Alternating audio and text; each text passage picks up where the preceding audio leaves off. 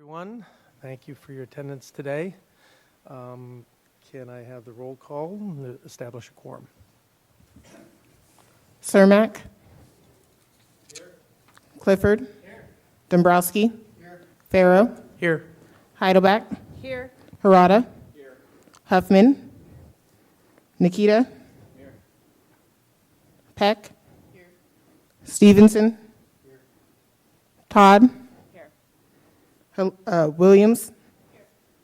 Woolsey. Wu. You. Here. Quorum established. Thank you very much. I know that this is a busy time of the year for a lot of people, so I really appreciate you making it today. I'll make a special note. Beverly, thanks for coming back and not going to D.C. so you could be here. It's really important work you've done, so we appreciate that. With that, I'd like to have a review and approval of the minutes for our last meeting. Can I get a motion, or is there any amendments or suggestions? Member Nikita, I move that we adopt the minutes. Do we have a second? Member Harada seconds. Thank you. Any discussion?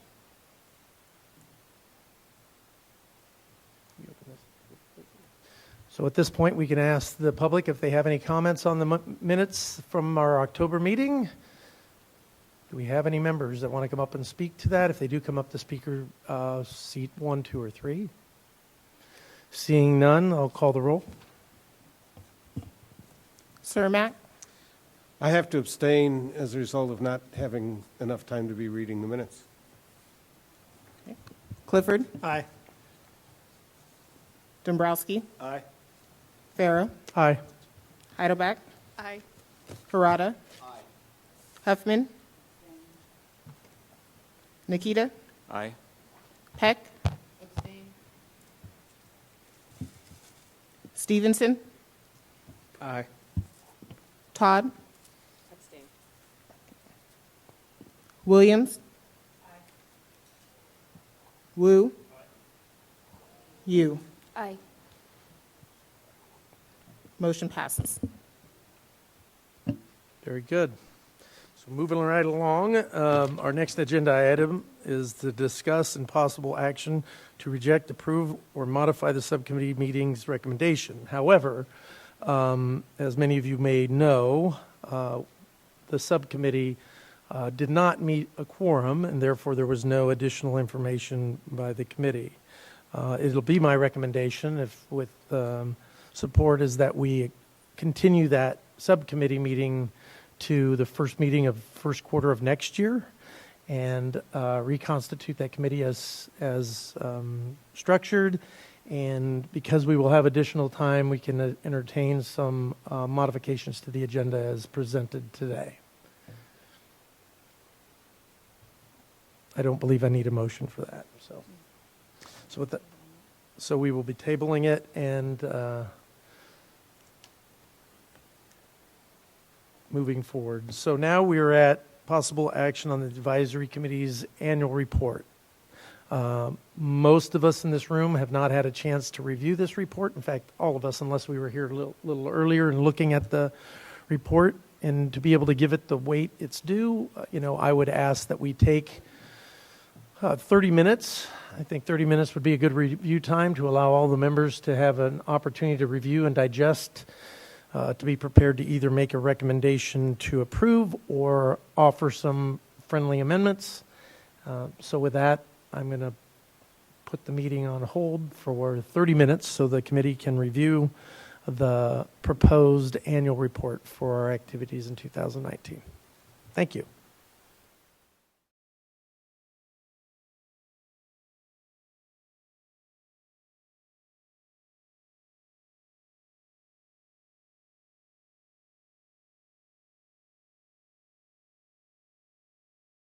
On page 7. On page 9, we have the background, and we include a snapshot of the federal landscape for cannabis legalization. We also include the number of licensees, and we begin to introduce the challenges facing the legal market. We also highlight the need to get rid of the illicit market and recognize that there are a lot more changes in order for legalization to fully take hold. California has the stability of permanent regulations, and to build off the progress, we need a comprehensive approach with the right set of incentives and penalties to create a thriving legal market. In the subcommittee work section, this is on page 10, we provide information on the subcommittees that met last year and the results of our recommendations. We also provide background to how the global issues section became a part of this report. And we'd like to thank Mr. Bobolyan and Mr. Cermak for putting this critical section together last year. The section also covers 6 subcommittees designed this year, including cultivation, delivery, enforcement, and public safety, testing laboratories, public health and youth, and social equity. Due to the vaping health outbreak and limited number of meetings, enforcement and public safety subcommittee will be scheduled next year. And I think we heard today as well that the public youth and safety subcommittee will begin next year as well. Next, I'll cover the 6 subcommittees, but limit my comments to just a brief background. And note that many of the recommendations adopted in these subcommittees were recent this year, so the majority are pending consideration from the licensing authorities. So the first subcommittee is on cultivation, discussed appellation of origin, county of origin, and the organics program, and noted that there are rigorous regulations implemented by the Department of Fish and Wildlife, State Water Resource Control Board. The subcommittee may need more additional info, so held off on recommendations on these topics, but ultimately adopted 3 recommendations, and 3, I believe, are pending consideration by the licensing authorities. The subcommittee on delivery discussed balancing local control and patient access, disclosure of premises address on delivery receipt, and operating hours for delivery services. The CAC adopted all 3 recommendations. 1 recommendation was implemented, and 2 are pending consideration. The third subcommittee is on laboratory testing, and the lab testing subcommittee discussed ensuring cannabis goods are safe for consumption, a range of issues including CBD and industrial hemp, quality standardization, quality control, and as well as evolving testing regulations. The CAC adopted the 2 recommendations, and both are pending consideration. We also had the subcommittee on equity, and in the background, we noted the $10 million in equity grant funding award to local equity programs.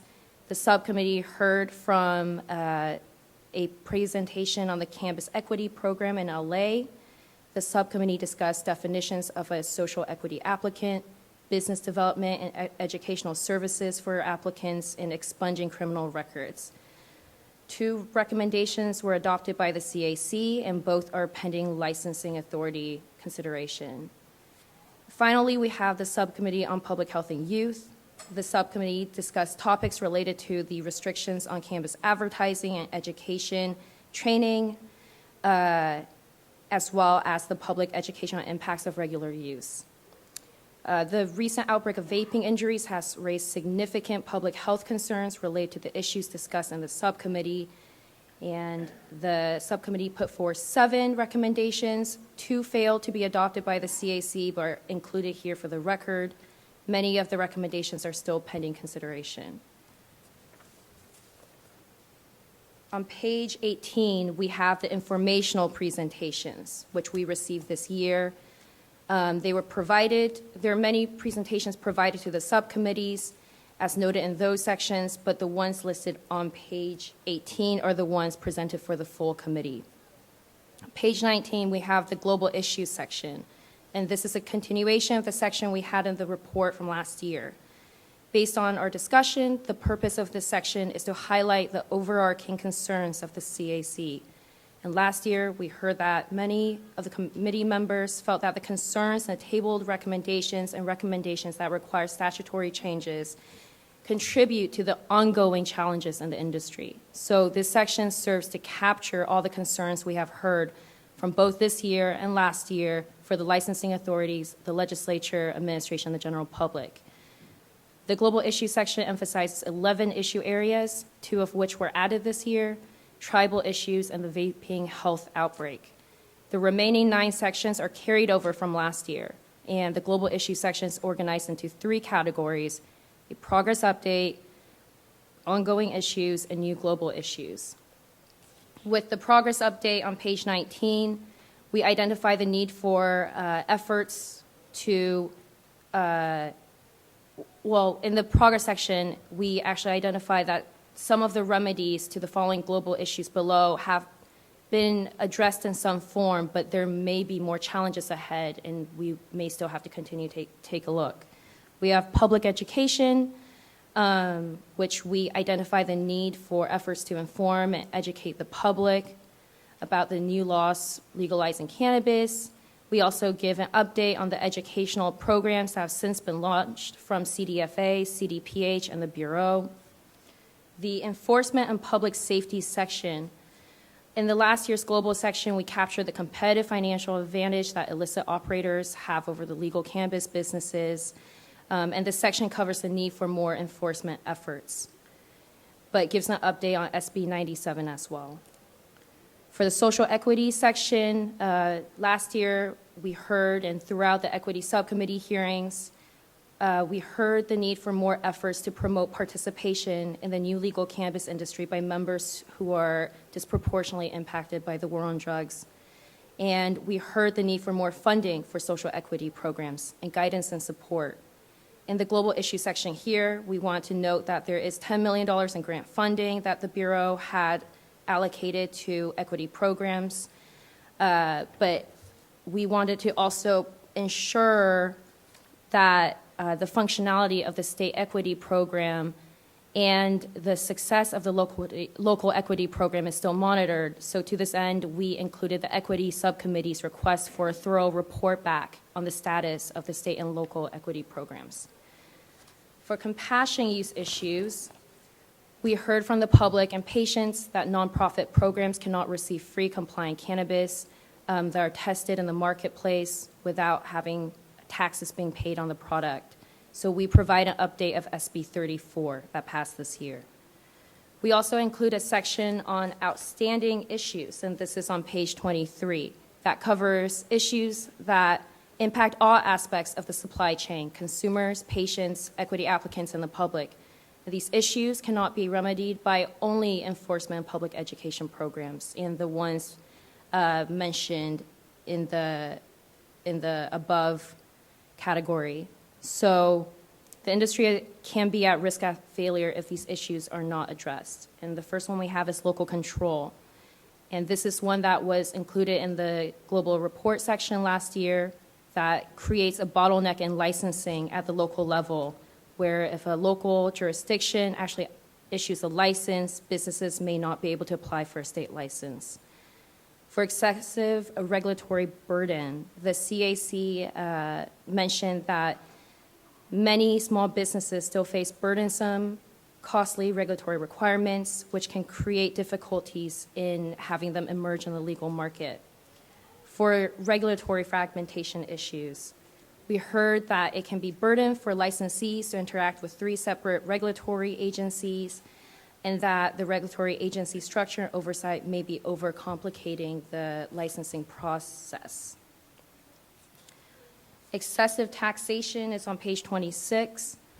In this section, we capture what was in the global section before, which is that there doesn't appear to be an objective method for determining the contribution of current tax rates, which contributes to maintaining the illicit market. And we echo that concern as well in this year's report. We have access to banking, which is a need that we have heard over and over again in our hearings, that it creates an unnecessary burden on businesses, and we capture this concern as well here. In the newly added issue section, we added tribal issues and EVALI, I hope I'm pronouncing that correctly, which is the vaping public health issue. And so for the tribal issues, we mentioned that Malcursa and Prop 64 did not include provisions related to how tribes can interact with a regulated California marketplace, and this is based on the presentation we heard this year. EVALI, or the Electronic Vaping Associated Lung Injury section, This was very important of a section because we saw a steep rise in vaping injuries, and we heard a presentation from CDPH. And we give an update about the executive order the administration has issued out and the cannabis regulatory framework in terms of testing for the products. And though there are enforcement efforts and a pending investigation, we wanted to note this down for the rest of the committee to have on the record here. And finally, we include a conclusion tying the report together, the impacts of the illicit market, the CAC and the licensing authorities sharing a vision of stability for the industry, and we include the number of the recommendations we pass here as well, and finish with our commitment to continue our work ahead. Thank you for your work, Ms. Wu, and thank you for the work that Ms. Nevidal did with you. I appreciate that. Very comprehensive. So with that, Dr. Cermak, do you have some comments? Yes, Questions? thank you very much. I'd like to start out by just expressing appreciation for all the work put into this. It seems to be really very comprehensive. There's one thing in the Public Health Subcommittee. There was an additional informational presentation that I did, which was on the limited data that we have about the impact of high-dose THC products. And I bring that up only because I think that the vaping issue really, as far as the Public Health Committee was concerned, we see that as being a portion of the high-dose THC issue. And so I would like it if that could be reflected in some way in that new issue portion that you have at the end. If it's acceptable, I could supply a couple sentences that would just make that point, and I could submit that by Friday morning at the latest if I knew who to submit it to.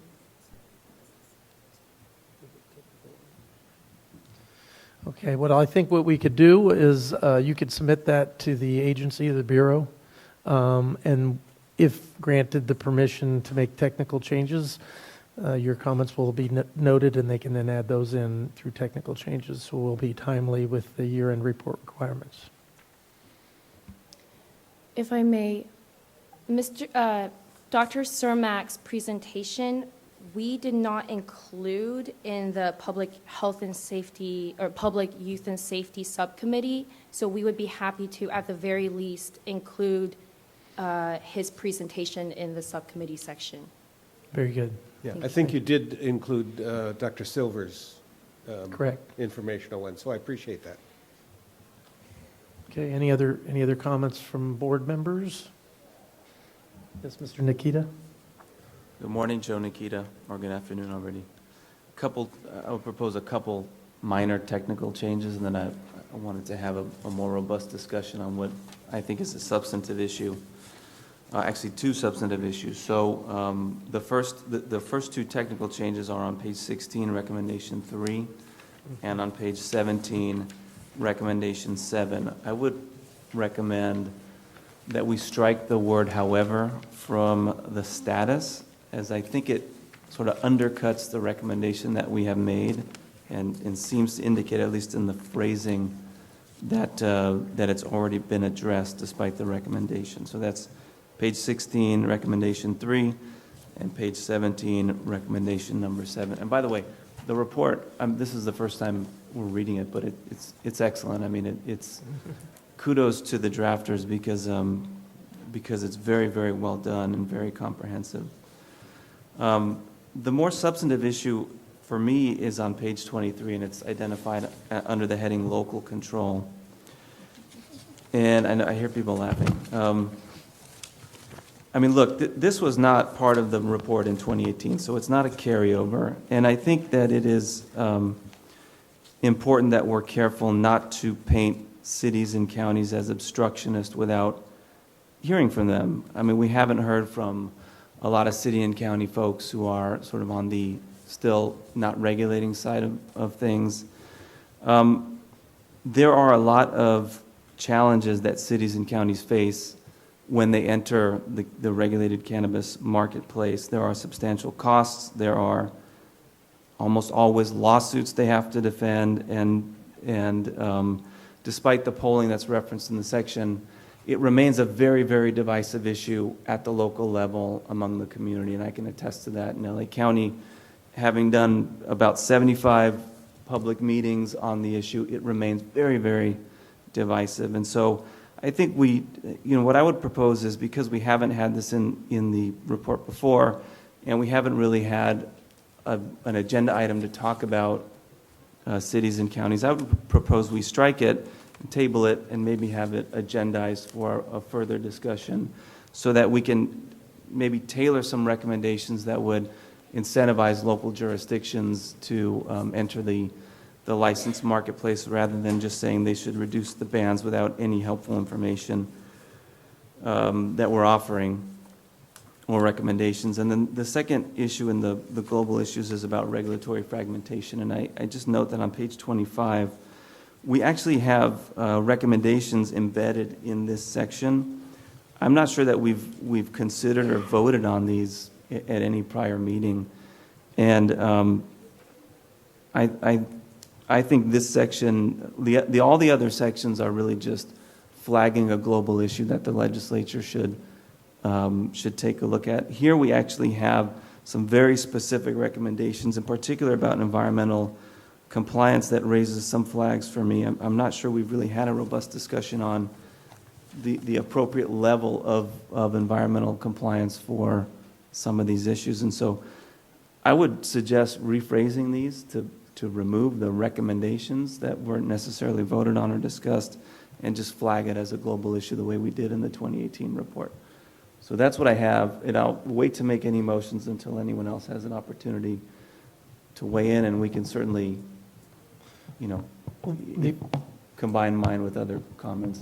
Sure, I appreciate your comments. I'm sure Ms. Wu does as well. The only thing I would note is that I do know on the issue of local control that though it wasn't a topic that we really addressed this year, this Excuse me. appears to be an item that was carried over from the prior.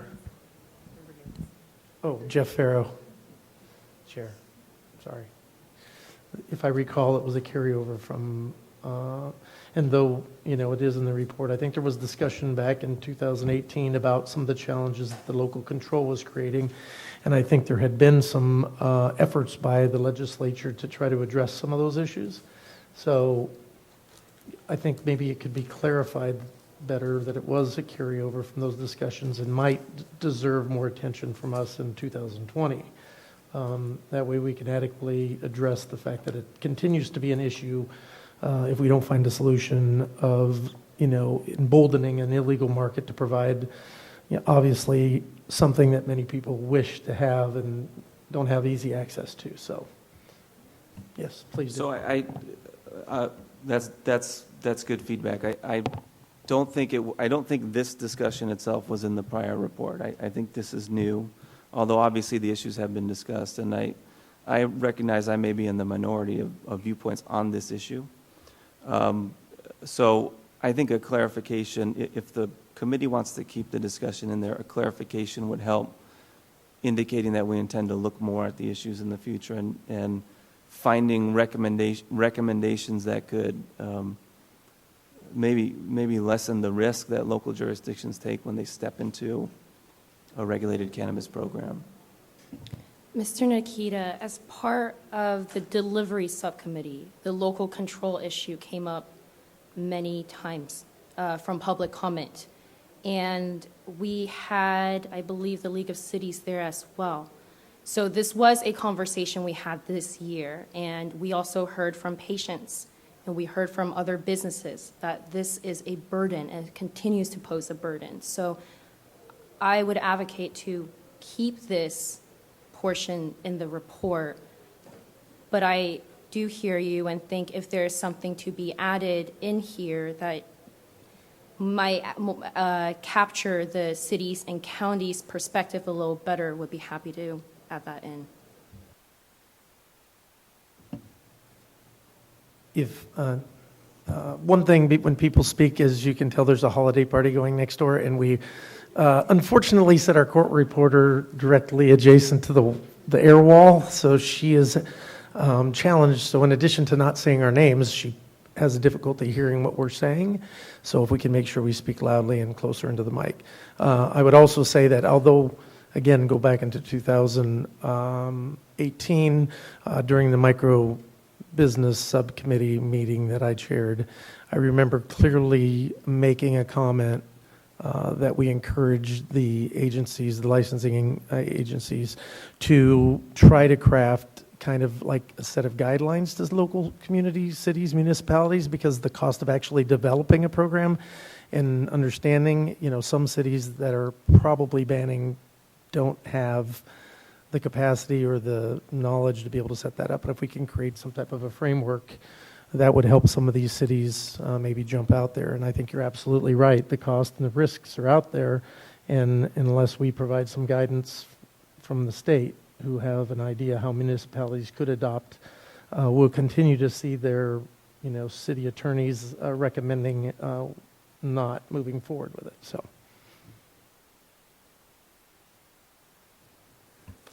Yeah, so this is, Mr. Clifford? yeah, Matt Clifford speaking. I just questioned, I had a similar reaction to Mr. Nikita to this particular section, and the bullet points in particular, I wasn't quite sure for the last discussion. Are these recommendations that actually have been adopted, or are these something, because if they are specific recommendations that haven't been voted on by the committee, I kind of would echo that concern that they probably shouldn't go in the report as things that we're recommending happen. Are you asking about the excessive regulatory burden section? At the bottom of page 25, yeah. I just wasn't clear, like, have we taken a position on, reducing the duplicative nature of the environmental compliance and specifically the water board and CDFA regulations, et cetera? I don't think we have. In writing this, we were considering the evolving regulatory framework Yeah. that the committee is, part of. I think if there are portions of this that may not reflect the conversation we have had in certain subcommittees, let's take another look at these sections and possibly draft this in a way that's more accurate. Yeah, that makes sense. I do want to emphasize, I really agree how well drafted, these are very well drafted in general. I'm just a little sensitive to the concern about putting actual recommendations in here that haven't been acted on by the committee. And I have another point in that regard, if I should continue, I don't know. Please do, Mr. Clifford. On the next page, on under excessive taxation, on page 26, the second full paragraph, and I'll preface this so no one throws rocks at me from the audience or anything. I definitely believe that the tax burden is excessive right now. I'm convinced of that. However, my organization and a lot of others in the legislature did not support the suspension of the cultivation tax entirely as a way to address that, and I don't think the committee has taken a position on that particular piece of legislation. And so I feel like this second paragraph is written in a way that kind of advocates for that particular piece of legislation that didn't pass. And so I would suggest a couple of just friendly edits, one of which is to just take the word unfortunately out of the second sentence, and then not frame it as the legislature attempted to do this but was unsuccessful, but more like a bill was introduced in the legislature and that bill didn't pass. Because obviously a lot of folks in the legislature didn't agree with that. That's why it didn't pass. So that's just a little more neutrally there. But other than that, I strongly endorse this section of the report. Thanks. Happy to take those edits. Yes, Mr. Sweeney? Yes. I happen to agree with the excessive regulatory burden that's been discussed here.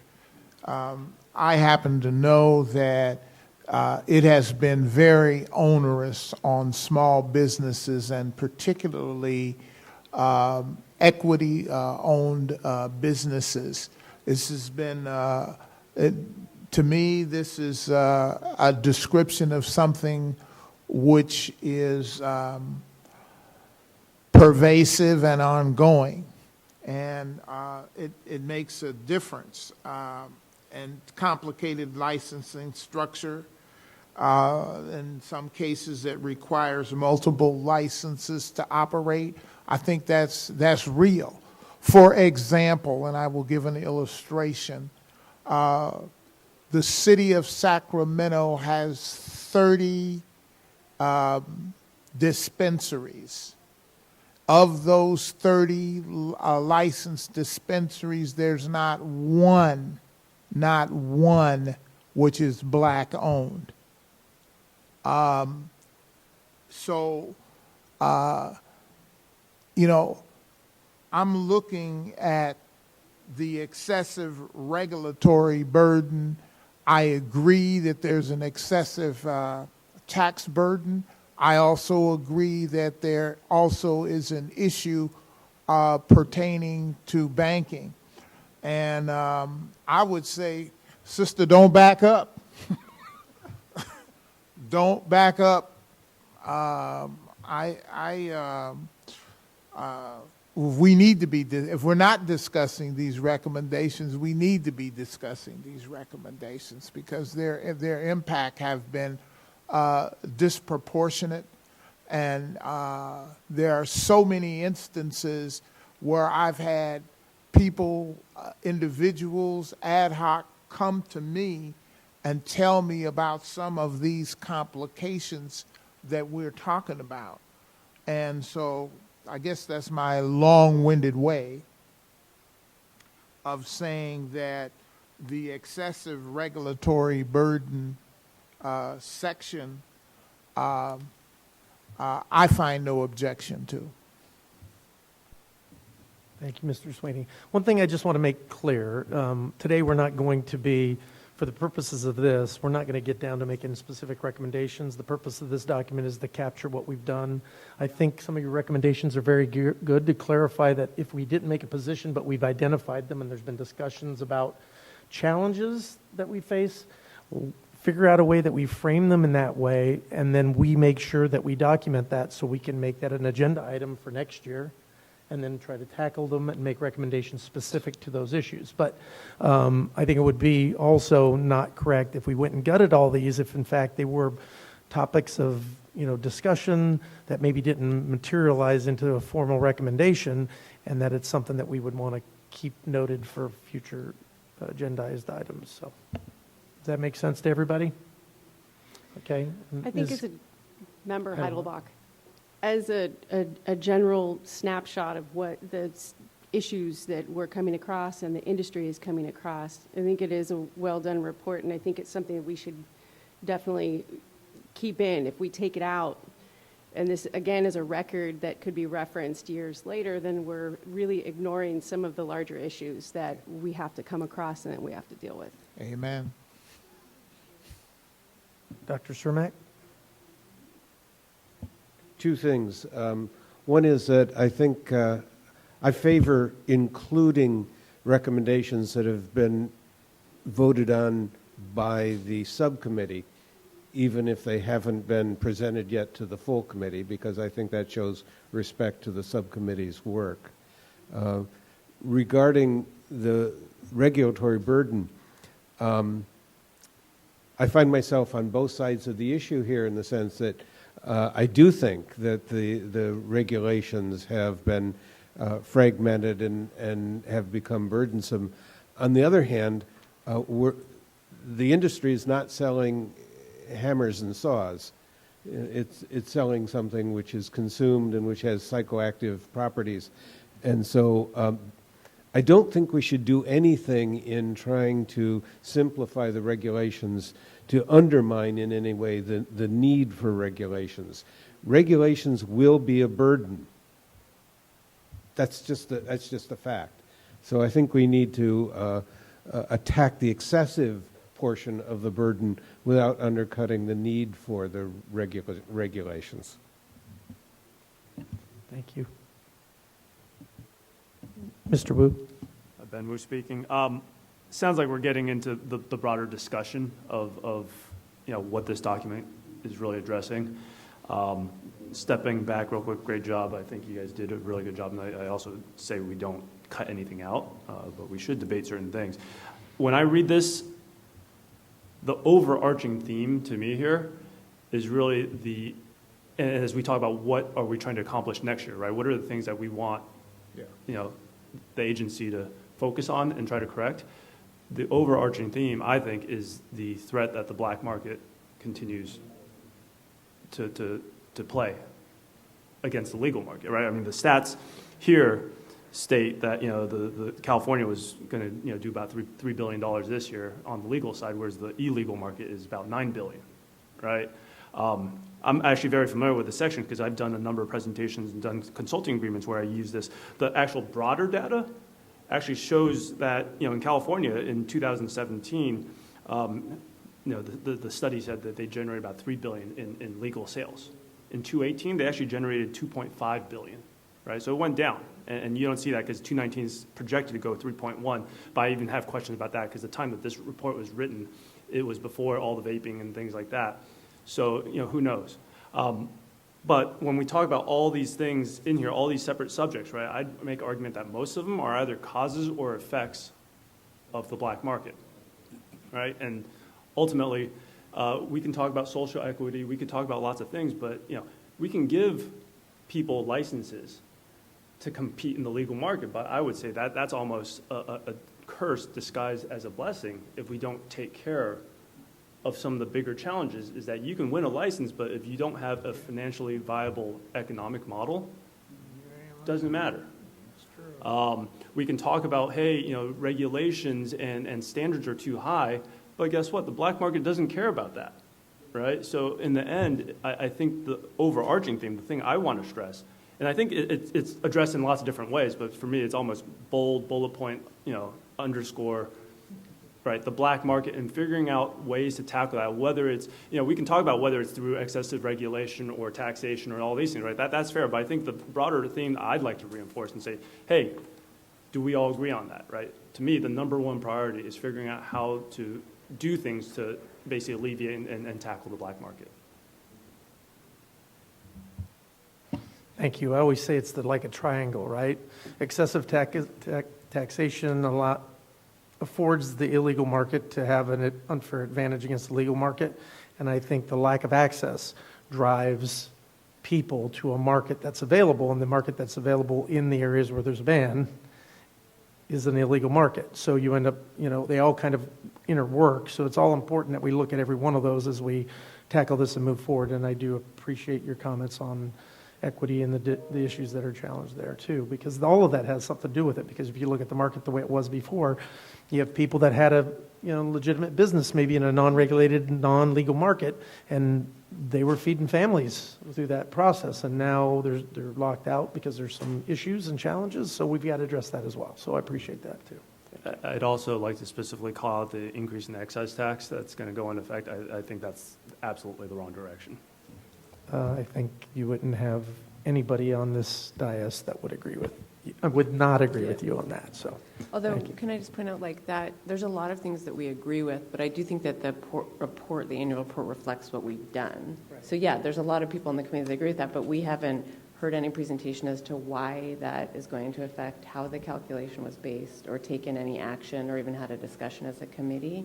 So I don't think we should shoehorn that stuff into our final report that's summarizing the work of the committee did. I don't think any committee member should have to not vote to approve the annual report because it contains things in there that the committee didn't do or that they didn't have a chance to vote on or discuss as a proposal of the committee. Doesn't seem like the right process to me, even though a lot of those things we agree with. I think you're correct on that, but I think the question on some of this is that there has been stuff discussed. If there's not a formal recommendation, that we shouldn't take a position on, unfortunately, or however, we should clarify that these are things that were addressed. Yeah, we can say there was a discussion that had, or even I think in the local control section, most of it is just factual. It's only the last paragraph, I think, that gets into sort of opinions that the committee didn't necessarily say, but you could still say, we heard from cities that said this, we heard from medical marijuana patients that said this, I think, to present the information, or that it was discussed. Right. I think it's just the problematic parts where it's like we're making a comment, affirmative or negative, about something that the committee didn't take a vote on or decide. I agree with you on that. Ms. Yu? Would it be helpful if Ms. Nevedal and I took another look at the full report, making sure that the statements in here are more either factual or stated in a way, like Mr. Clifford mentioned, where instead of saying, unfortunately, any of that type of sentiment, to just say, for example, the bill was introduced. So a more neutral, factual tone. And there's specific sections. This is Mr. Clifford again. I think it's a great idea, and I think in some cases that actually the report would have more force if we understated a few things. For example, even in the banking section, rather than saying unnecessary burden, say an excessive burden or a significant burden or something like that. And I think the neutral tone in some cases will actually help us persuasively.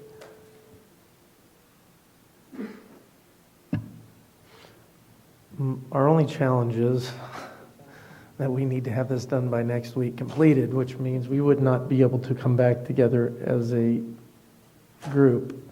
We would need to take a motion and get approval to allow Ms. Yu and Ms. Nevedal to incorporate basically what the intent is and make sure she tries to get it completely correct. We wouldn't have another cut at it. And I'm fine with that if the committee's fine with that. But that is the risk we take by approving and allowing them to take a stab unless we give them some really clear direction on what we would like. And then the other challenge that you have is I don't know when Ms. Nevedal will be back from and available to work with you on some of this stuff. So, In my conversations with her, I believe she should be available. But thank you. Mr. Chair? yes, Mr. Nikita. Mr. Uh, Nikita. This is Joe Nikita. Would it be helpful if I proposed some specific changes to the local control section that That would be fantastic. would guide? Okay. My proposal would be to rename it from local control to access to the market, and then strike the last two sentences of the section, starting with licensing on the local level and ending with or potentially even collapse.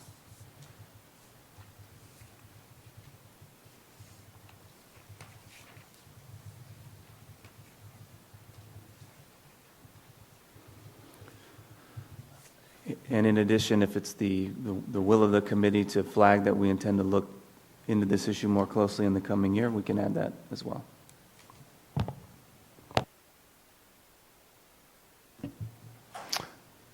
Do we have any other comments on Mr. Nikita's offer of language for that section? I believe the local control issue, and what we heard from the subcommittee, is this issue was referred to as local control and not just access to the market. So I think in taking away what it is called, I think might be confusing to folks who are reading this report. And as for the last two sentences, I wonder if it would be better to say licensing on the local level should be sufficiently robust to allow the legal market to compete with the large pre-existing illegal market. So instead of saying needs, for it to be should.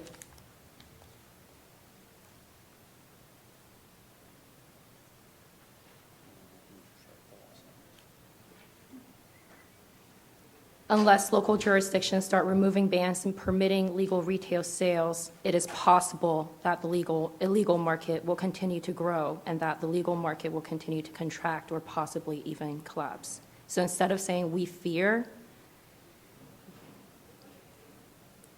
we make it more of a statement of if this is possible. I defer to the rest of the committee. Well, this is Member Nikita again. And again, I recognize again that I'm in the minority on this issue, but I actually think that local control is not the right terminology. Local control is built into Proposition 64. It just means that a local jurisdiction governs what happens within its territorial boundaries. Local control in and of itself is not the issue. The issue is whether or not there is market access within the local jurisdictions. And I think that's something I recognize and we all recognize. I think continuing to call it local control continues to perpetuate that accusation, that accusatory tone that is accompanied by using the phrase local control. often when we hear it raised here, we hear an animosity towards the locals. And I don't think that's helpful. I think that that will continue to make local jurisdictions defensive until there are real solutions for a lot of these jurisdictions, especially the smaller ones, to come online, and maybe even some incentives that come from statute. I think we're faced with the same challenge. I don't think flagging the potential collapse of the market and shouldering that on the locals it's not something I agree with, and it's not something that I think we should put in our report. Without addressing that, we could probably spend a whole day just on this issue alone and really dive down into the issues that we haven't addressed yet, that those of us who are working in a local jurisdiction on these issues understand, I think, better than anyone else. But anyway, all that to say that I would just reiterate the changes that I recommended, which would make it something I would support and vote for. Mr. Chairman, Yes, Ms. Peck. Levon Peck. I have a question. Since this is an issue, can we just take a vote whether we want to make changes to this section? Can we do that today? Because time is of the essence before the end of the year, and I doubt that we'll all be able to get back together. And I think, just to, not to disagree, but when you look at the statistics of that section, local control is an issue. Because they aren't allowing it in their communities. They've banned it. So I think that although there are municipalities and cities and counties that are allowing cannabis, I think that the numbers kind of tell us the story. And so I think the best thing to do is just cut to the chase and see if our advisory committee would like to see the language stay in there with maybe a few changes that have been suggested, or we just keep it the same. I think that's what needs to happen because we don't have the time to come back together. Thank you. So one, yes, we could address some things. I'd hoped we'd be able to have an overarching and a single vote. We can address certain sections like that. I think that's probably where we're going to have to go, at least on this one especially. I don't know if there's a compromise where you could do something that says local control and the need for market access, where you could then highlight that local control has it, and there's some obligation to work with local control to define and supply a need for access. That way it covers both of you, but it doesn't eliminate the fact that people have been talking for some time, and I agree with you that, when I hear local control, it's usually seen as a negative, and local municipalities are not moving in the right direction. But again, it goes back to my argument a minute ago, is that if we provided some type of roadmap, whether we do it or whoever does it, to help them move forward, you might have more participation. So would that be an amenable modification for you, Mr. Makita? Yeah, this is Joe Nikita. I think so. I mean, look, I report to a board of supervisors, and I can't sign on to a report that says that the board of supervisors should not have local control. I mean, Right. For us, local control is a good thing on a number of fronts, not just cannabis. And we've heard testimony, yes, that there are issues with the way that local jurisdictions are onboarding cannabis programs, but we've also heard a strong desire for local control, especially from the small farmers who are asking for actually tailored rules that they can implement on a county level or on a city level that are different from the statewide rules. And so local control covers lots of different stuff, and in the phrasing that we have in our report, I perceive it as negative. I perceive it as basically, it's a criticism. And it's not, and I am not supportive of doing away with local control, and I actually don't think most people would be supportive of doing away with local control generally. It's built into the proposition, the voters voted for it. Flagging it as an issue as local control, the voters voted for that. And so I would rephrase it to say really what the issue is there is limited access to the market at the local level. That's something I would be comfortable with. We can describe it as resulting from the local control that was granted to the jurisdictions, but I think that's reasonable, and I think that thinking about it in that way might help the committee engage more with the local stakeholders who are exercising that local control. At least get them get them to recognize it's not an accusation, but really a discussion we need to have about moving folks into the licensed market. Ms. Yu? What if for the title, it is local control specifically as it relates to the access to the legal market? Would that be amenable? It would be amenable to me if we also struck the last two sentences of that section. And look, you're all welcome to move forward with a vote on this. If I am in the minority, and truly I am, but to me it raises some serious concerns for me in my position working for a county that is grappling with the issue of whether or not to regulate at this moment in time. And so I wanted to rephrase it for all of you so you understood the issue from the perspective of those who are at the local level. It is not, we don't want to kill local control. Nobody does. I think that would be, I think a lot of folks would be damaged by that, licensed and those who want to move into a licensed system. And so I want to make sure we're talking about the right thing.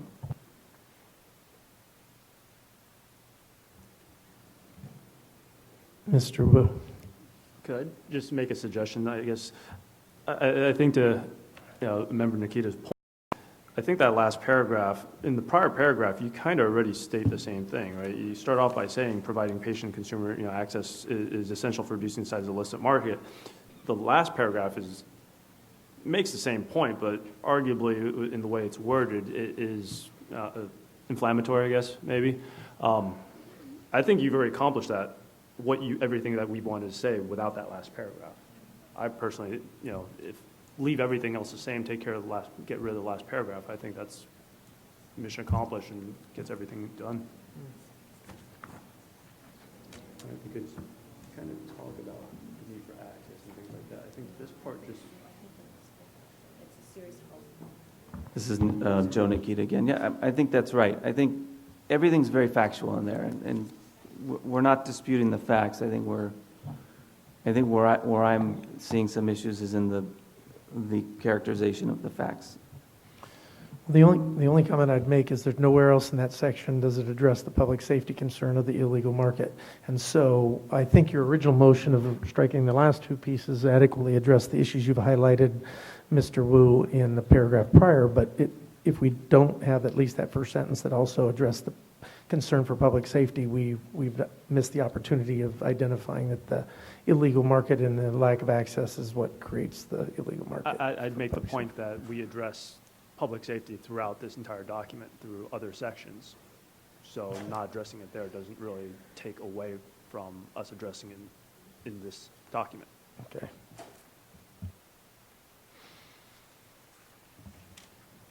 Personally, I'm indifferent to this. I'm just trying to find a solution that Right. makes No, it I happen. think the only thing he asked for was the last two sentences, and I think it would accomplish that. And then we could have redundancy in public safety, because we are all under the Department of Consumer Affairs, and we all must remember that our primary one, not is to the industry, but is to the consumer and the consumer safety aspect of it. So, If we struck the last sentence but kept the sentence before but restated it to say licensing on the local level should be sufficiently robust to allow the legal market to compete with the large pre-existing illegal market. What are your thoughts, Mr. Nikita? This is Beverly View.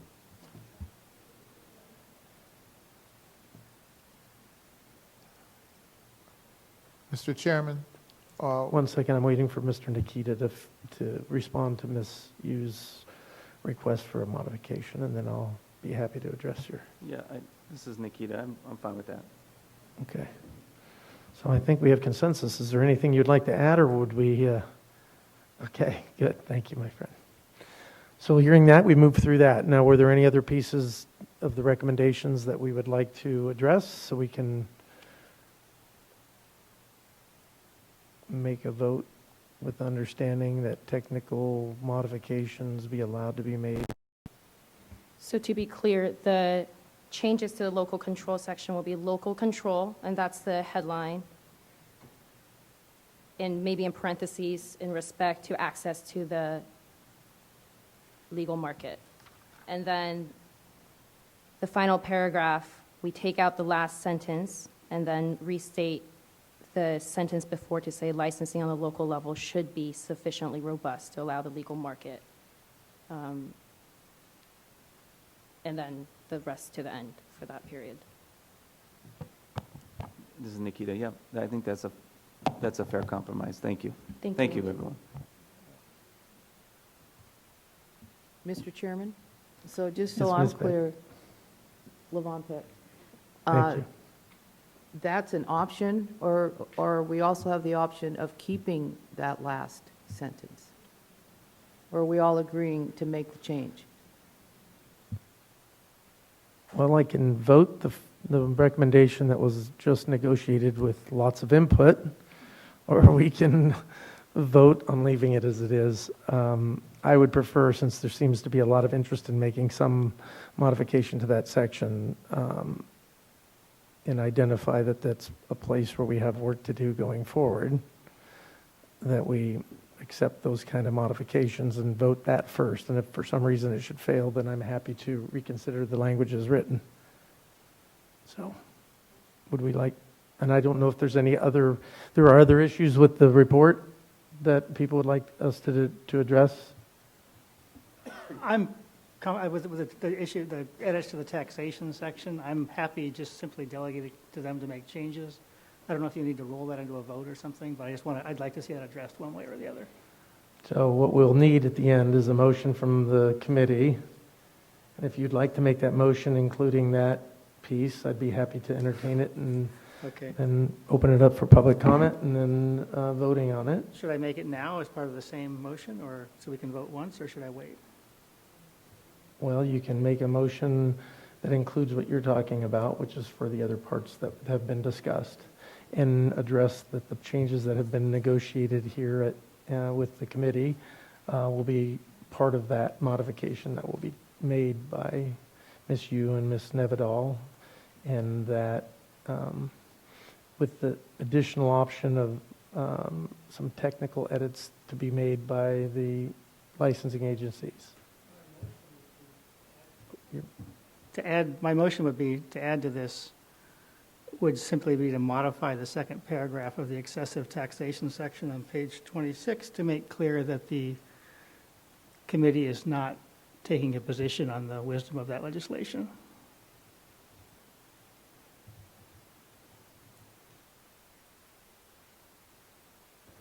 The changes that I have down is, so the second paragraph, this is the second sentence, we take out unfortunately. It should read, the California legislature introduced a bill. Can I? Go for it. Sorry, yeah, to do it this way, let me suggest the following. In the first line, say the California legislature considered a bill to address this excessive taxation issue. In the second sentence, strike the word unfortunately. In fact, strike the entire second sentence through the word unsuccessful and simply say, the bill did not pass, comma, and the tax burden placed on licensed operators remains in excess of 35%.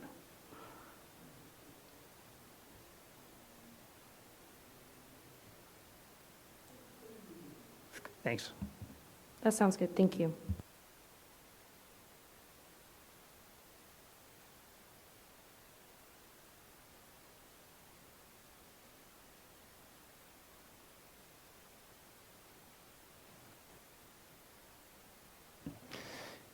One theme that I've heard throughout this is that, and we've made an effort to try to identify some of the areas of the document that might be deemed by certain groups to be inflammatory. So like, for example, in this. So in addition to the technical changes, I think we should go line by line. When we do this final thing, go back to it one last time to try to minimize any statements of an inflammatory nature and frame them in a way that captures the discussion and then frames it that it's places where we could do work in the future. I think that's probably more of our role. I think it's consistent with Ms. Todd referenced, is that we need to capture what we've done And it's fine for us to outline what we think we could work on in the future, so.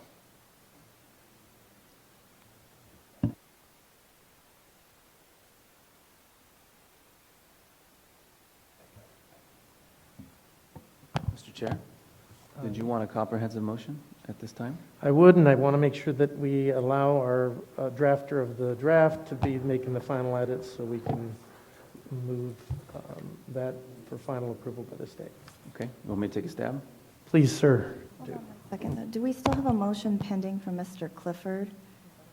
I think you had started to make a motion, but I'm not sure if you finished it or withdrawing it. I think we just need to clear that up for the record before Whatever we the move on to procedure is, another I just- motion.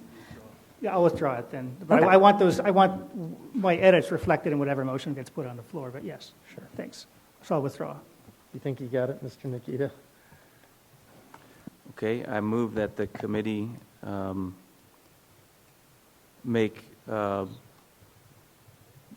changes to the local control section as we discussed, to add to the title local control and access to the market, to strike the final sentence of that section, and to amend the second to last sentence of that section to say licensing on the local level should be sufficiently robust as opposed to needs to be sufficiently robust.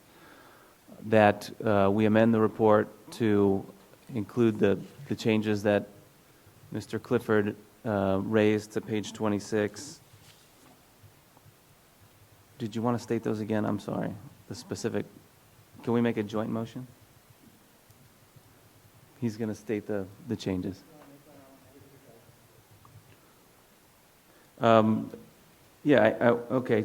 Then that we make changes to page 26 under the excessive taxation section to reflect that the committee is not taking a position on the legislation described there, but that's simply noting that it did not pass.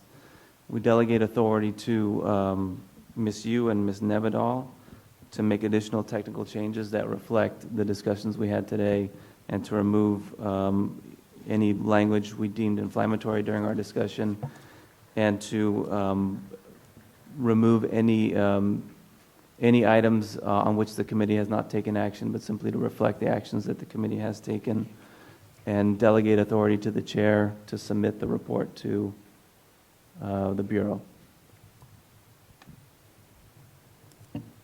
I think that is a good motion. I'd just like to make sure that there may be things that are inflammatory that we didn't discuss or catch here today, that they should also have the ability to identify as they're reviewing their final cut to modify. Can I just make one clarification? I don't know if like inflammatory is the right word, or it's just, because maybe we did decide and vote on something that's inflammatory and that should be in the report.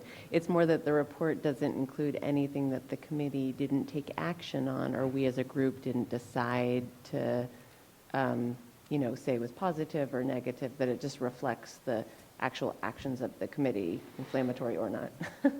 Chair, Member Heidelbach, but it is also in the outstanding issues. So it clarifies that it's not something that we necessarily voted on, although there are bits and pieces in that section that we did talk about in subcommittees. And I know cultivation got into a lot of the environmental impacts and things like that. So because it's outstanding issues, I just think it separates it from stating that we voted on local issues.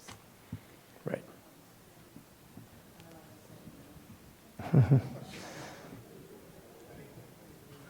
I accept your second.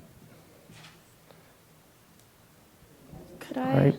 Having a motion and a second, we happily open this up for public comment. I see many of you reviewing the document out there, so if you have any questions, comments, or suggestions. Can I just add in just a quick clarification point here? So for page 25, for example, the regulatory fragmentation, are we saying to take all the bullet points out, the ones at the bottom, for example, or is this something that we may want to rephrase in a way so that we consider looking at these issues, so it's on here for the record, as opposed to the committee saying we should push making a decision to support all the ones in the bullet points below? I think there was discussion about making sure that it accurately reflects what we recommended or not. And I think if there are issues, I think I also said that, however, we shouldn't get in the way of things that we think that we need to take up in future. So if you phrase it in a way that these are things that come up that we need to continue to address, then that's probably fine being in there. I don't know if we would have any objection to that. Is the technical edits? My understanding of the motion was, it was that for things like that, if it was discussed, you could represent that these issues were discussed, but not necessarily say this is what the committee is recommending that you do, as well as some of the more conclusory statements that maybe weren't actual recommendations addressing those. Thank you.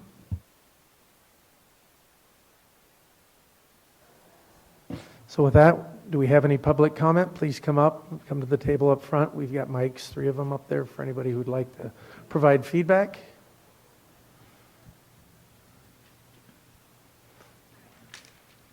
Hope no one beats me to the chair here, so. All right, yeah, you made it. Thank Natasha you. Sokolowski, DM Compassion Center. I'm the Chief Operations Officer. We are a legal dispensary.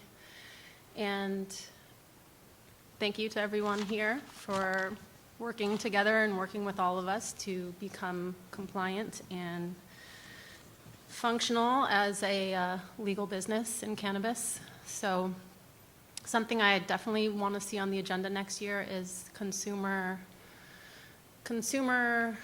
retention. We have, the next bullet point we will get to will be Yeah, I don't know if about this is the right time. items not on the agenda. And Okay. so now we're only talking about this report that we just had lengthy discussion about, Okay. and whether there were any things that you saw in that report that you think might not be accurately reflected in the work that's been done by the committee. I think the changes that were suggested were imperative. I do still think there's a lot of the word local control is very reflective of the state of our consumers' access to the legal market product. So I'll speak further on this subject later. Thanks. Thank you very much.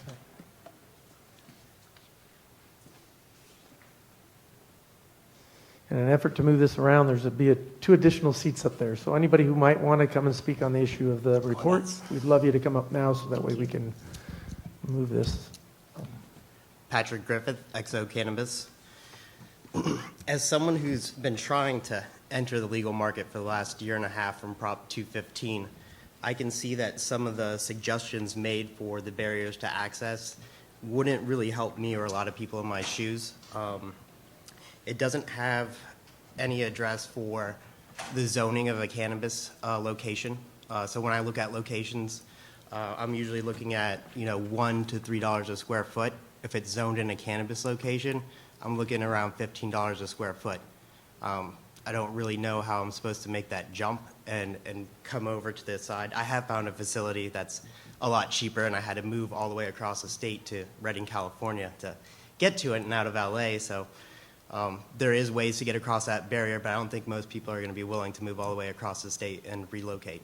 Another one's the incentives, are just price gouging. When you're looking at getting concrete poured and doing the remodels on these buildings and building them out to spec and getting your engineering done, everything has gone up.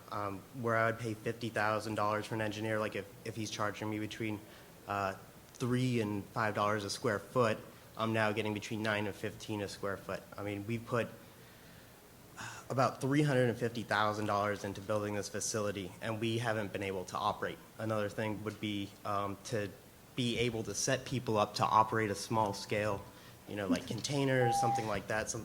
Thank you, sir, for coming. We didn't announce, but the comment period is 1 minute and 30 seconds right now. So right in front of you, it will do a red, yellow, and green as far as your time goes. So we're going to go to speaker 3. Good morning. Karen Winston representing Flocana this morning. I want to thank the committee for their continued work on this body and for the continued use in the report of the global issues section. It's a telling state of affairs that 9 out of those 11 issues were carried over from the previous year. We all know it. California's legal cannabis industry is in real trouble. In the wake of higher taxes, limited access, and a Byzantine regulatory structure, legal businesses struggle to compete against a thriving underground market, companies big and small, those flushed with investment capital and those utilizing their life savings to make this real are all failing to realize the promise of Prop 64, safe and affordable access, period. Worse yet, if we can't demonstrate success here in California, our opponents in Congress will forever use this failure to continue to stall reform. FloCana supports the committee's call to action, looks forward to partnering with legislators, policymakers, industry colleagues, and the general public to drive forward a multifaceted and comprehensive solution to right this ship. To that end, I support the motion offered today and really want to thank the staff for your work on this report and the reflection of the opinions of the vast majority of the cannabis industry. Thank you. Thank you, very Speaker much. One. Thank you. My name is Alexis Foley. I am a CSUS graduate student in public policy and administration, and I am here today simply to provide comment. And I wanted to thank our experts for compiling a really comprehensive report. This is an issue we'll be tackling next semester in my economics class. And I wanted to very much appreciate Mr. Nikita's comments. One thing that I have become aware of this past semester as a first semester student are a lot of the local issues to implement things moving forward. So I think barriers to access in the market is a huge efficiency issue that could lead to market failure. I also wanted to appreciate Mr. Sweeney's comments about equity issues. I think it's surprising that we don't have any black owners in the area of the 30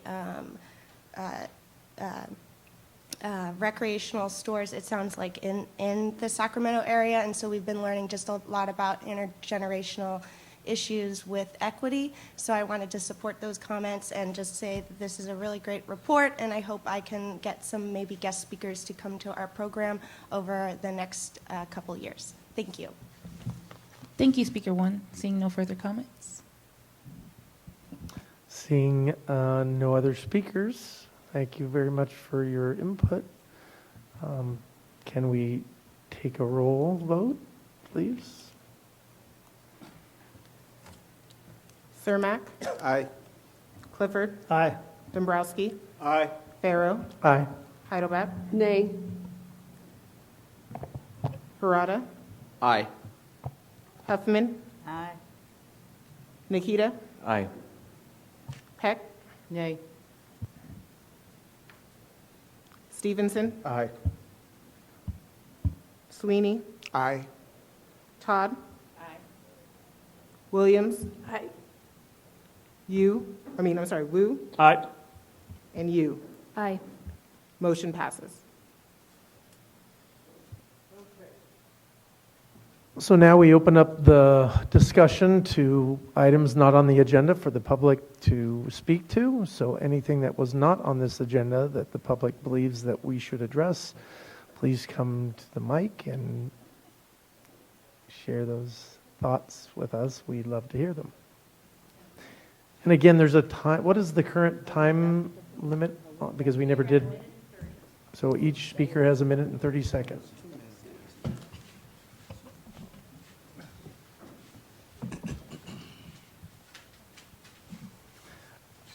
Can we pause opening? Ms. Huffman, do you have a? Excuse me? Okay. Okay, we can proceed. So speaker one. Asha Sokolowski, DM Compassion Center, Clear Lake, California.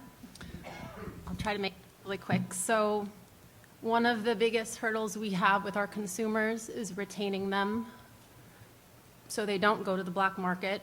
Part of that issue is, I'm going to call it the terpene tantrum, when people are not able to reflect, engage with their product. They don't want to purchase the product. Like if you were to go to a florist and not be able to smell the flower you're going to purchase for your friend or loved one. And also, if you're purchasing spices for food or going to a restaurant and then just having your food brought out to you in a plastic container. This is kind of what our consumers are telling us and telling me as of, I've been growing pot and selling pot for more than you've been alive, young lady. So that's 35 years of consumers that are going away from the market because they are not able to experience it the way they want to experience it. And that's all I have to say. Thank you. Yes, can you hear me? Yeah. Ray Pers, cannabis consultant. I want to thank you personally, Chairman Sweeney, for the information and the suggestions that the committee has put forward. I remembered when we were part of developing the regulations, this was brought up, and it is great to see that everything that was brought up is in, being presented. And I'm quite sure the CAC, when they meet, give their report in 2020, that, we will be a part of that. I'm quite sure your committee would have meetings on that. And as by the way, in Sacramento, the 1.1 million that they've gotten from the 10 million grant, they're looking at, they have two organizations that will be getting those funds. And the nice thing I like about them is they're going to have us bring in input as to, if there's funding, and we hope that there will be funding for minorities to help with the startup costs.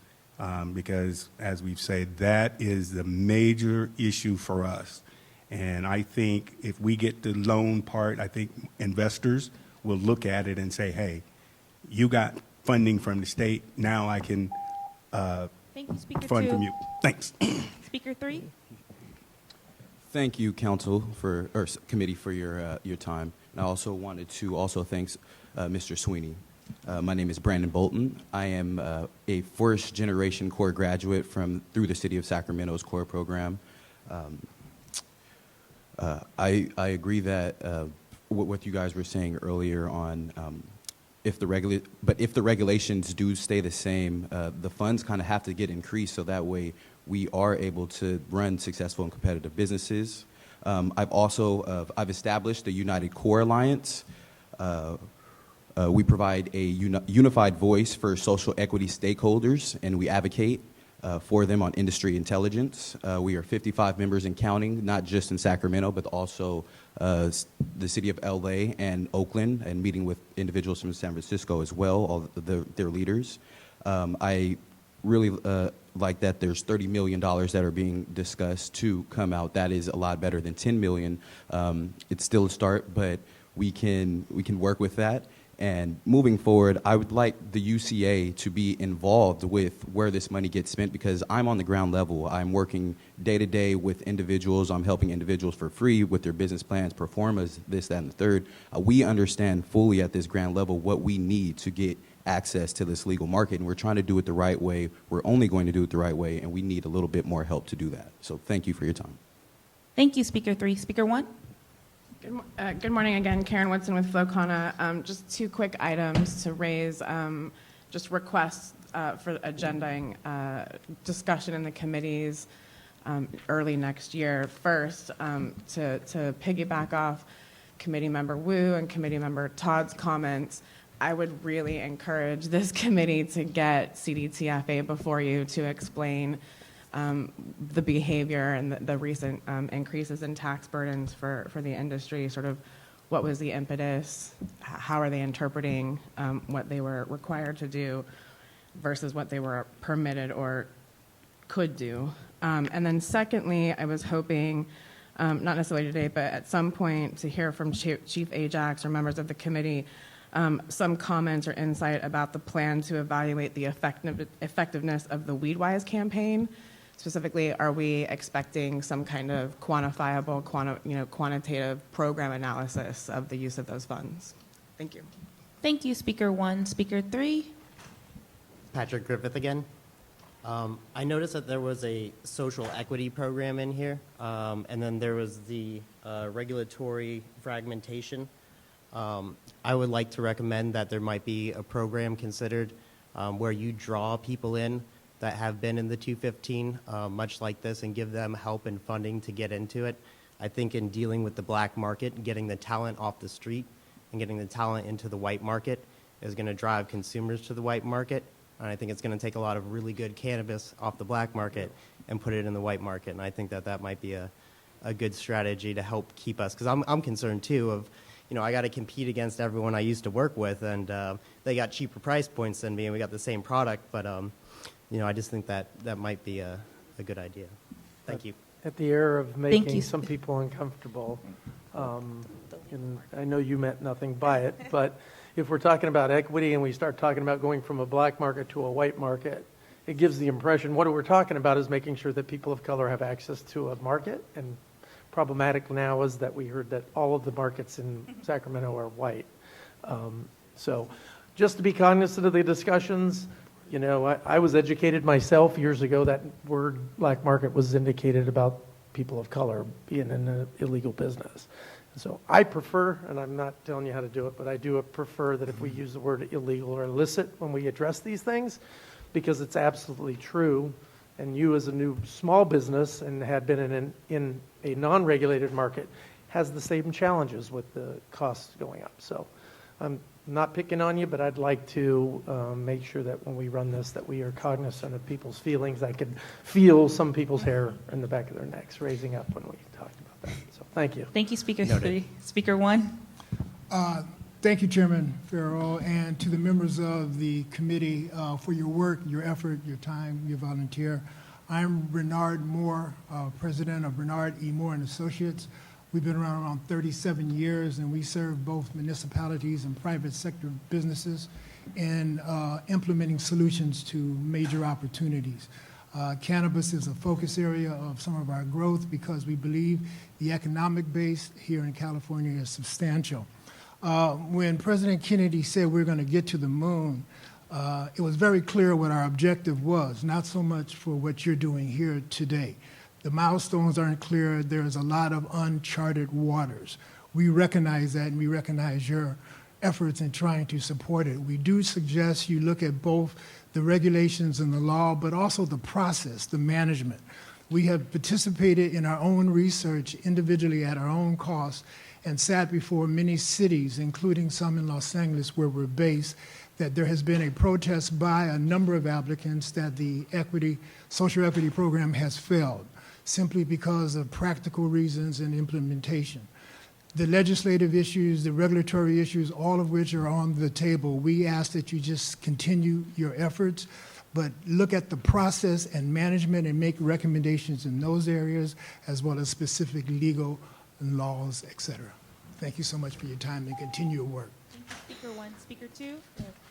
Good afternoon. My name is Tiffany Sharp. I'm an attorney here in Sacramento working in equity issues. And I just, again, wanted to echo the sentiment regarding the black market and provide some, because some of the committee members also have used the term, and provide some insight as to the history of marijuana prohibition starting back in the 1930s. The whole prohibition of marijuana is based in racism and xenophobia. And so we do have a particular sensitivity, particularly when we're talking about equity issues and equity as it pertains to this new legal market when it's called the black market, that we not use that term because it does speak to a lot of the generational wealth that's been lost in our communities of color as a result of marijuana prohibition, as a result of the war on drugs, and we're still compensating for that. And so I just like to make some of the committee members and the audience aware that we need to completely eliminate that term if we're talking about the legal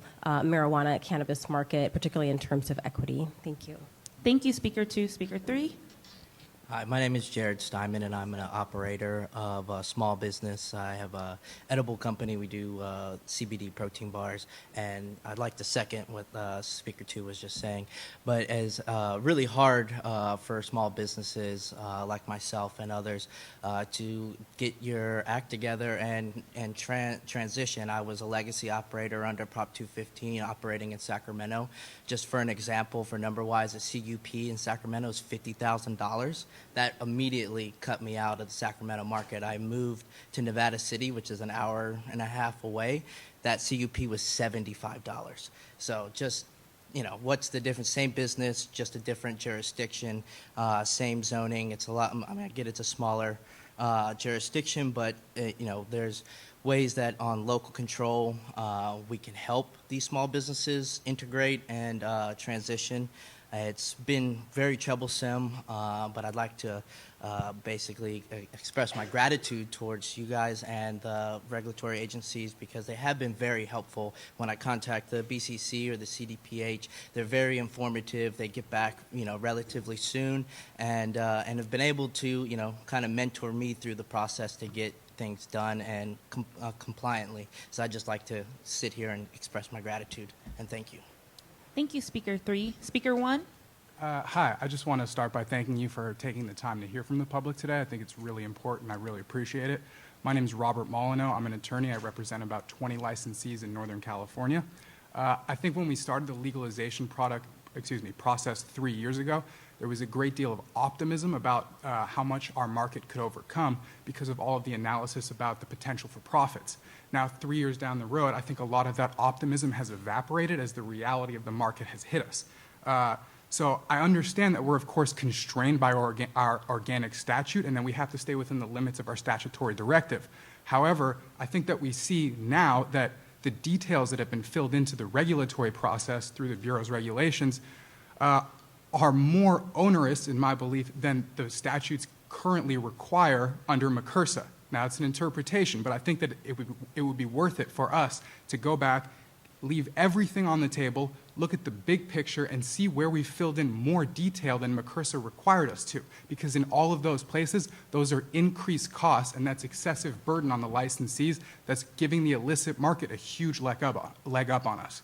So I just want to close by saying I implore you to please look at the big picture and look at the spaces where our regulations have created a heavier burden than was required by MCRSA, especially around metric, transfers between the same licensee, packaging compliance, advertising.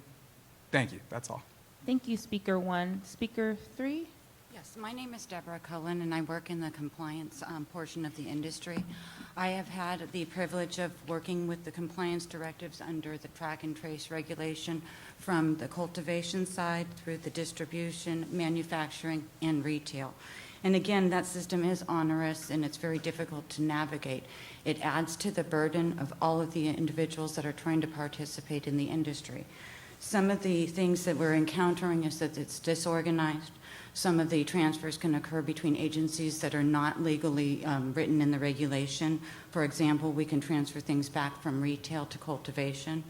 Additionally, the system is complicated. We are willing to use the system, but how many industries are required to upload their entire inventory database into a state-mandated system? The other interesting dynamics in this is that the supply chain is taxed along all levels. It's from the cultivation, which has to give it to the distribution. Then again, the distribution turns it into the state for the cultivation and the manufacturing. And under that format, it's very difficult. Why not consider taxing the supply chain at the sales end along the way so that the collection can be more efficient? Thank you. Thank you, Speaker 3. If there's any more comments, public comments, please come in and fill the seats. Speaker 1, go ahead. Yeah, my name is Ben. I work for a vape company that distributes Orchid Essentials. So I just wanted to piggyback off the last couple speakers that the distribution, the difficulties in distribution with licensing is definitely sort of insane. You can't, there's just like little things that are difficult, like getting samples out as a small company to a distribution center. Now with the metric system, it's the pricing of getting samples out compared to just, I can't literally just hand anyone. I got to pay $150 for somebody to send 2 carts for someone to test.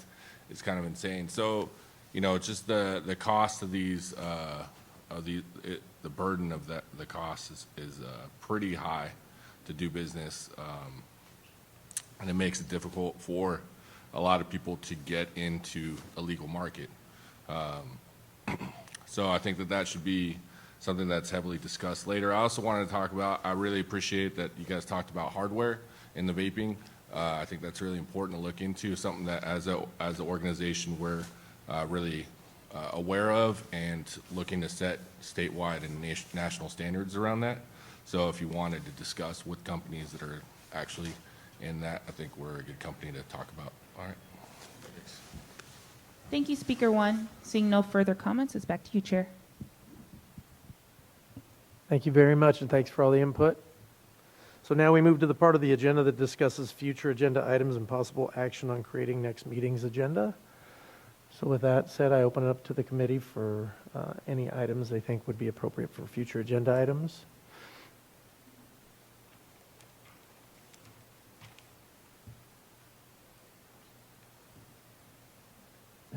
Any thoughts, any suggestions for future agenda items? Dr. Cermak. Just a question, in terms of future items to be considered by the Public Health Committee or any other subcommittee, do those have to be entered in here now? Or can those be entered into at the point that the agenda is set between the chair of each subcommittee and I guess the BCC? Right, so it depends. So from a Bagley-Keene perspective, if there are going to be discussions amongst the members about future agenda items, that would need to be done in an open meeting like this. If it's just the chair talking to the Bureau staff in order to process the agenda, that doesn't have to, but all the same rules about communications among board members apply. That's why we have future agenda items on this agenda, because this is the opportunity for people to provide that input so that whomever is creating the agenda has that information. Well, in that case, perhaps I should run through just the overall general topics that the Public Health Committee wants to have the opportunity to discuss, and they run from, and I'm not going to do the sub-portions of this, but issues around public education, issues around professional education, issues around, products, issues around youth purchasing, and around advertising, which is a continuation of that one, around health claims, and around the rationale for there even to be a public health committee. Those are the general topics that we still have work to do in our Public Health Youth Subcommittee. Okay, and so I guess because this is really about the committee meeting and the subcommittee agendas would be handled at those meetings for the future ones. But I think the idea would be that those would be topics potentially discussed at the subcommittee, and then potentially topics for the full committee agenda that follows that subcommittee meeting. Okay, thank you for that clarification. Mr. Chairman? Yes, Ms. Beck. I would just like to suggest that we made a large list of agenda items back in June, and I don't believe that we have addressed all the agenda items, and I can't remember them off the top of my head, but maybe we re-review that list from the June meeting. That would be helpful. I do know that we made an effort to try to, at least a lot of the subcommittee stuff, to bundle things and tackle them over the year, early in the year, but there probably are still things that remain on that list. I didn't know if there was any new ones. Just point of clarification just from council. Is it consistent with Bagley-Keene? I think it is, for like one member of the committee to discuss with one other member of the committee a potential agenda topic. And then for that second committee, for one of them to talk to the chair to try to get it on the agenda for next. Technically, yes. The problem becomes, though, if you talk with one person and they've talked with someone else and you don't know that, it quite often can lead to a serial meeting violation. So typically, we work with the chair to come up with those topics, and we usually do the one or sometimes two in that context of setting the agenda and the chairs that are involved in that. So again, I would recommend that anything for the future agenda topics you handle and make those indications here today so as not to find yourself inadvertently violating Bagley Keene. Well, completely unrelated to that question, there's been some discussion amongst members. There's been some interest expressed in having CEQA be a topic that could be agendized for discussion. So I will mention that. Mr. Chairman. Yes, Mr. Sweeney. We have discussed today issues pertaining to taxation. I know that I was lucky enough to be in a meeting, I guess it was a couple months ago, maybe it's a little less, that went with Alice Hoffman, and we had an opportunity to talk to the governor about some cannabis issues. And one of the issues that was talked about was the over-taxation issue and burden. And it is my belief that the agenda should include the CDIF or CDIF, CDTFA. You guys know what I'm trying to say. I do. I already had it written down. So what we really want is maybe we need to have a discussion about the rationale for the taxes. And this is obviously something that has also come up legislatively and was talked about in looking at this annual report. So this is my long-winded way of saying that is a tax issue that I would like to see us at least address as this body. So what I would suggest on that issue, I don't know any of us have a good handle on how they craft their decisions to tax in each one of them. So Invite them. we should do an invitation. I'm happy to look into it. Again, whether they will attend or not is another question, but we should ask them. So that way, if we do want to have a subcommittee to formulate recommendations back based upon the information they provide us, we could do something like that in the future. So thank you. Keith Stevenson. I'd like to add to what Mr. Sweeney spoke of. I do believe me being at the end of the retail and being able to interface with the guest experience is truly valuable. In saying this, is my belief that we should discuss the floor that has to be set in, where we were going from raising the price of the product to 60% over what we paid for it. I don't think that is beneficial for the state to set the floor on this product. And one thing, take into account that it is a product that goes through an immediate degradation period once it comes out of the manufacturer's hands. The other is that we should also address the excise tax payment. And I do realize that much of this is, or some of the things are baked into Prop 64.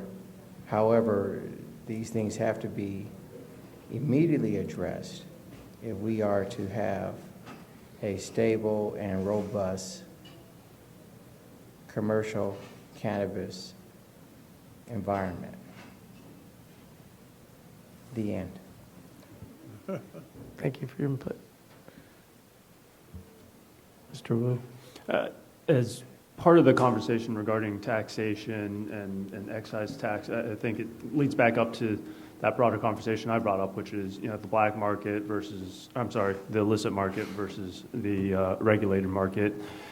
And I've always pushed for data and to, because numbers don't lie, right?